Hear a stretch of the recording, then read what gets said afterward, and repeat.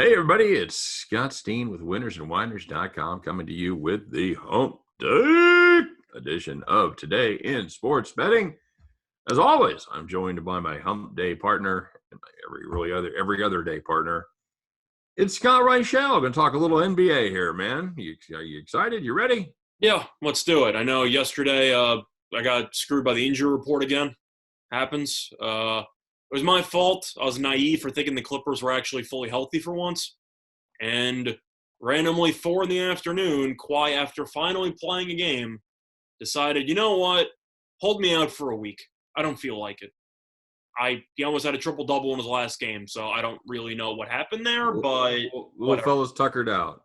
I guess. But, I thought the Clippers were healthy, and it turns out they weren't. Really, nobody knew about it until the middle of the afternoon, and then the Clippers won, but didn't cover. Scott, I appreciate you getting your rant about the injury list out of the way.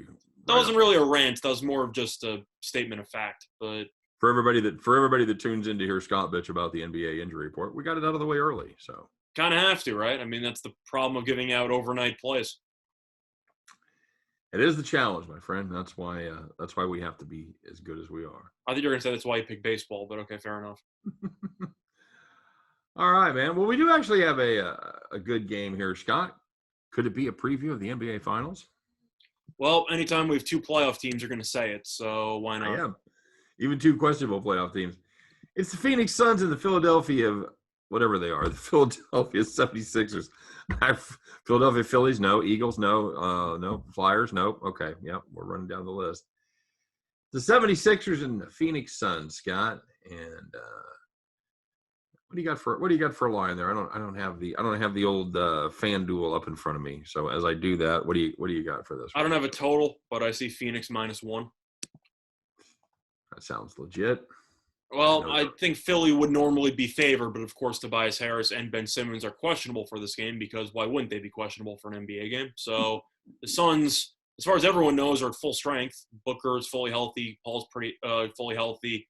Aiden's pretty healthy. So no issues there, and I feel like you'd agree that they kind of baked in some of the injury news or some of the injury conspiracy theories.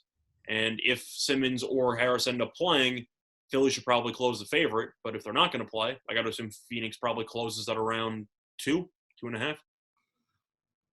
Sounds legit. Yeah, I think I don't think there'll be going to be a ton of movement here, but yeah, I think 2 or 2.5 is. Well, you can't move it because it's solely going to be based on Philly's injury report.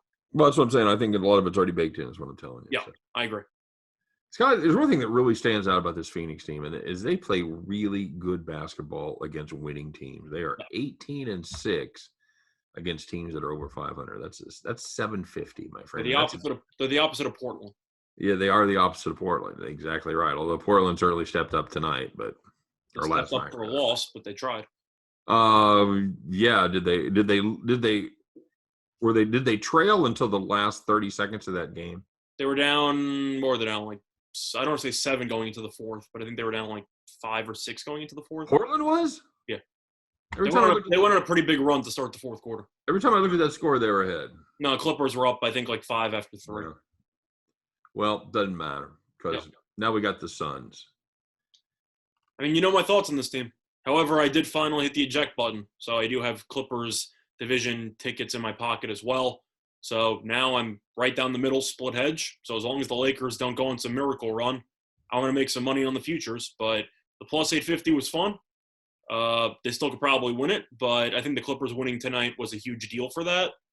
At least, to go against the 850, because Clippers would have lost that game. It would have been huge for Phoenix. But either way, Phoenix, of course, has played well against good teams, you said. And Philly, we talked about them against Golden State. In the last game, we talked about it. We both like Golden State because Philly's not exactly good at covering. Of course, this aligns a lot lower, so they're actually dogs. So if they win the game, they'll cover. But I really don't like the current form the Philly's in. Now, some of it's, of course, that they're not at full strength with Harris and Simmons. But offensively, they look lost half the time. Yeah, they really do. They have not. They put up 123 against Brooklyn. Yep. But they've struggled against good teams. Brooklyn also benched everybody on the roster. So. Well, that's right. That was that game. So they put up 106 against the Clippers. They put up 96 against Golden State. A game that you and I talked about. We like Golden State with the points. Hell, Golden State won outright. So as Curry mania continued there. Now, some of it's based on the of course the new lineups that they're running with the injuries because you're playing Tybal significant minutes, and Tybal's a lot of things defensively, but offensively is not very good. I compare him to an Oklahoma City Roberson. I think they're kind of the same guy. They both can't really shoot at all, provide nothing offensively, but defensively they're insane. And Philly, of course, has been an elite defensive team all season long. Drink. And offensively, though, without Harris or without Simmons, well, actually, no, even with Simmons, without Harris, who exactly do you have to make shots? You got Embiid, you got Danny Green as a spot-up shooter, Korkmaz is a spot-up shooter, and Maxey off the bench? Question mark. Is that basically it? Yeah, that's really going to be it. And Seth Curry, but yes. To me, there's no way I can back this Phillies team, this 76ers team at home here, man. I can't. Until I know if Simmons and Harris are playing, I can't do it. Right, and well, this is a game they played earlier a couple months back in February in Phoenix. Phoenix won comfortably there as a 1.5 point favorite. They won by 9. To me, this is definitely a watch the injury report kind of game, but it's going to be Suns or pass for me. Yep, I agree. And you have any thoughts on the total? I think I'd have to lean under, but I got to assume this total will probably be in the, what do you think, high teens? Well, let's see. For the first game, it was 220.5, so you're missing a couple players there. Yeah, 217.5, 218, right in that neighborhood. That's what I think, yeah. By the way, our picking of the potential numbers have been pretty good. Yeah, we've been usually within about 2-3 points. Max, yeah, absolutely. So, all right.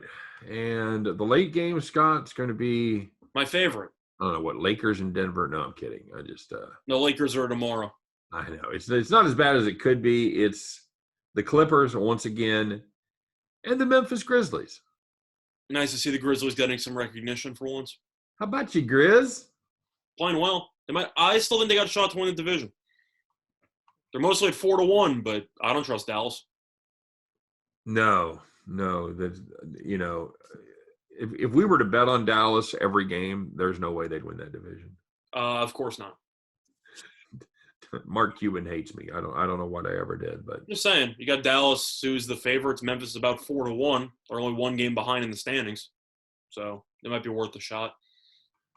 Yep. Now this is another team. This Memphis team, another team that plays pretty well against good teams. 19-9 on the season against winning records. 7-1 second half of the year. Of course, those are both against the spread. And the Clippers, pretty much same record. 17-7, 7-1 against teams with winning records. So something's got to give here, Scott. Yeah. Now, of course, for the spot, it favors Memphis. They did play a double overtime game, but they did have a day off yesterday. Meanwhile, the Clippers had to play against Portland in a pretty tough game there on the road, traveling back to the Staples Center for this one. Kawhi, of course, is going to be out, as I talked about earlier in the show. Question is, do the Clippers decide to rest Paul George in a back-to-back? I don't know. Maybe, maybe not. What do you think? It's always possible. Usually with the Clippers, I feel like the starters have a 50-50 shot of playing back-to-back games. Normally you could say, well, they're not going to rest anybody here because, obviously they're going for the number 1 seed. But I don't even think that holds that much attraction for these teams. I think it holds bigger attraction to win the division, which is moving up to the 2 seed against Phoenix. But overall, no, not really. I just think the Clippers know that, listen, we got Rondo. We're ready for a playoff push. Let's just get this over with already. Where it's the opposite for Phoenix. I think Phoenix is just trying to make a statement saying this is one of the best seasons we've ever had. Full pedal to the metal. So we got the Clippers by 4.5 here. We don't have a total yet. See about 5. I think you have to take the Grizzlies or pass, right? I don't want the Clippers off a back-to-back, not knowing if Paul George is going to play.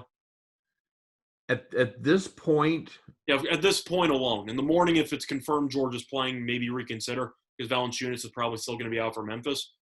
But I can't gamble on Paul George playing a back-to-back. No, and that I don't like that number. I think this for who? Ideally I'd be getting somewhere in the 6 neighborhood. Okay. I think 4.5 is a little short to get me interested. I saw 5 on FanDuel. I had 4.5 at DraftKings. Okay. Yeah, I'm saying it's a little bit better at 5. You're getting in the ballpark, but yeah, I've got to see the injuries on this one. Yep, I agree.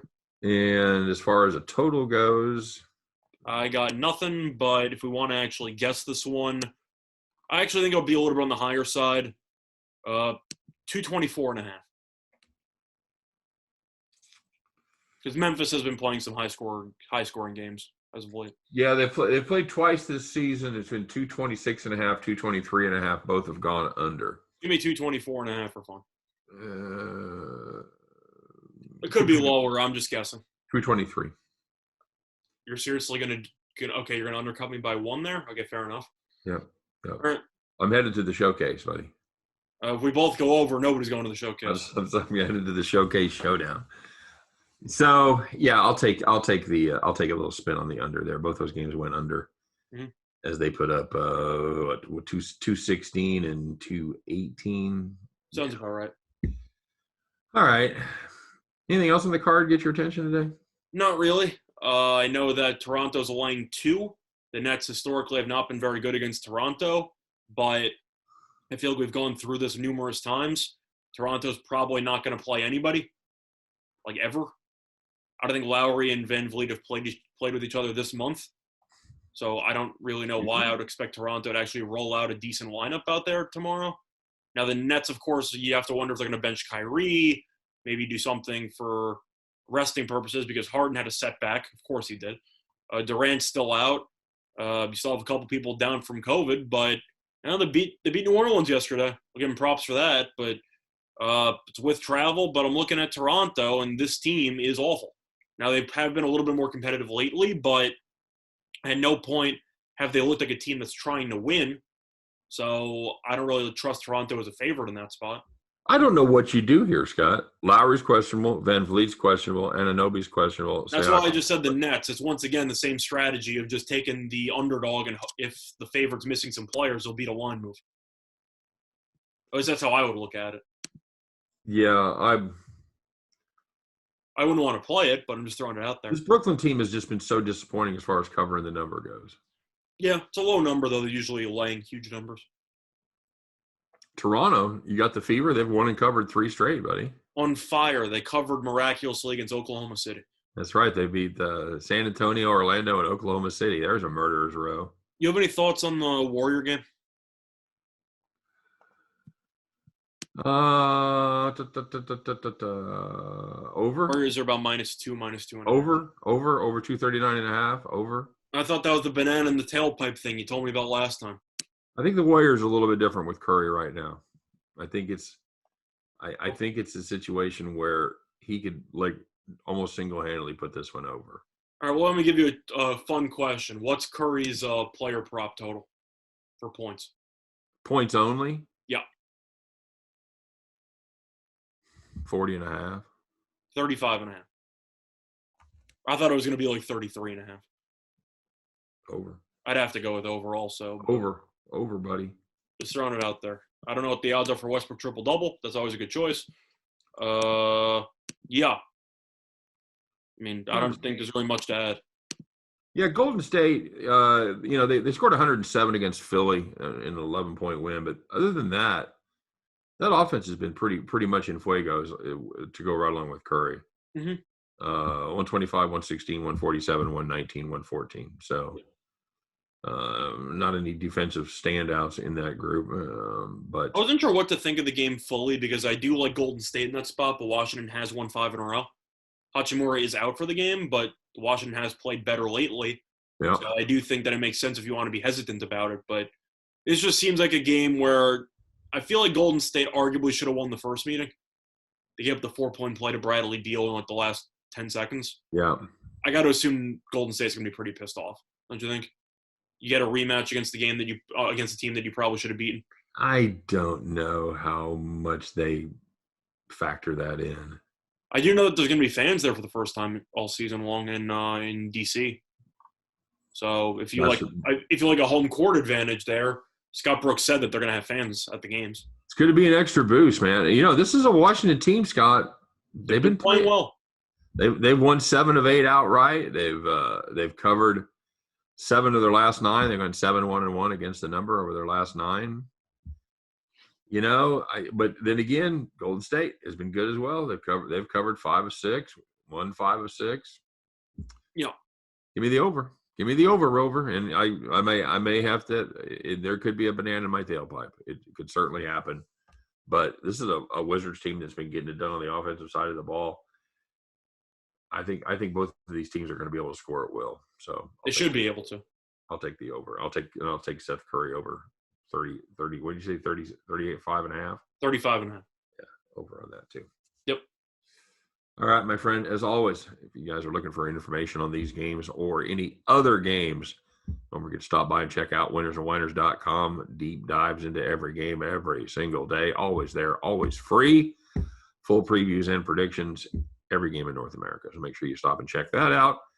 For myself, for Scott Reichel, for all of us over here at Winners and Whiners, we wish you guys nothing but the best today. Hope every one of those tickets in your pocket turns into cash money back at the window. You guys have a wonderful day, and we'll see you next time on Today in Sports Betting. Take care, everybody.